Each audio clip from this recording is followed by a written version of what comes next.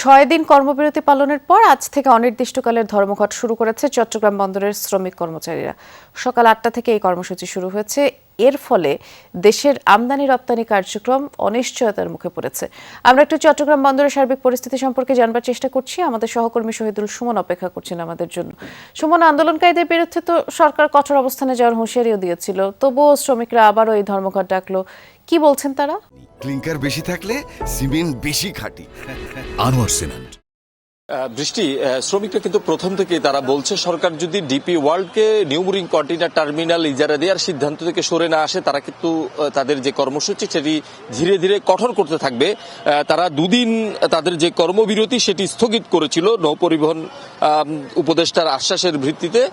নৌ উপদেষ্টার আশ্বাসের পর আশ্বাস বলতে তিনি আসলে জানিয়েছিলেন যে সরকারের উচ্চ পর্যায়ের সাথে কথা বলে তিনি শ্রমিকদের জানাবেন ডিপি ওয়ার্ল্ডকে ইজারা দেওয়া হবে না দেয়া হবে না। কিন্তু আসলে দুদিন পরও আসলে সেই ধরনের কোনো আশ্বাস না মেলায় সরকারের পক্ষ থেকে তারা কিন্তু আবার আজকে থেকে যে তাদের ধর্মঘট সেটি শুরু করছে। আমরা ইতিমধ্যে শ্রমিক নেতাদের কাছ থেকে যে তথ্য পেয়েছি, অভিযোগ বলা চলে, সেক্ষেত্রে আন্দোলনরত দুই শ্রমিক নেতাকে ডিবি পরিচয় আসলে তুলে নেওয়ার অভিযোগ আসলে এখানকার যারা শ্রমিক নেতারা রয়েছেন তারা আসলে করছেন। ডিবি পরিচয়ে তাদেরকে তুলে নিয়ে যাওয়া হয়েছে এবং সার্বিক বিষয় নিয়ে আসলে বন্দর কর্তৃপক্ষ থেকে সকাল 11টায় একটি ব্রিফ করার কথা রয়েছে এবং একই সাথে শ্রমিকরাও আসলে এই বিষয়ে কথা বলবে। সব মিলিয়ে আমরা দেখছি কর্মবিরতি বা ধর্মঘটের কারণে কিন্তু বেশ কিছুদিন ধরে চট্টগ্রাম বন্দরে যে অস্থিরতা আসলে তৈরি হয়েছিল সেটি গত দুদিন কিছুটা নিরসন হয়েছে। অনেক ব্যবসায়ী তাদের যে পণ্য সেটি তারা খালাস করতে পেরেছেন।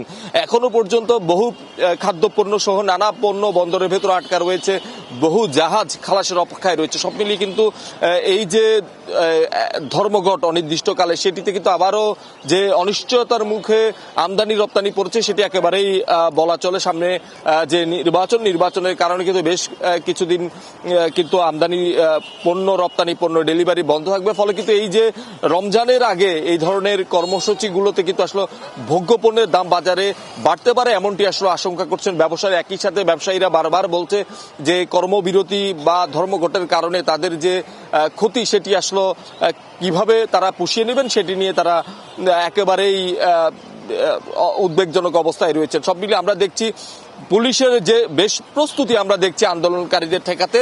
তারা জল কামান এখানে এনেছেন এবং একই সাথে অতিরিক্ত পুলিশ মোতায়েন রয়েছে বন্দরের বিভিন্ন গেটে। আমরা এখানে অপেক্ষা করছি বৃষ্টি, হয়তো পরবর্তী সংবাদগুলোতে আমরা এখানকার শ্রমিক নেতারা কি বলছেন কিংবা বন্দর কর্তৃপক্ষের পরবর্তীতে আপনার মাধ্যমে জানতে পারবো। ধন্যবাদ এই মুহূর্তের আপডেট জানানোর জন্য সুমন।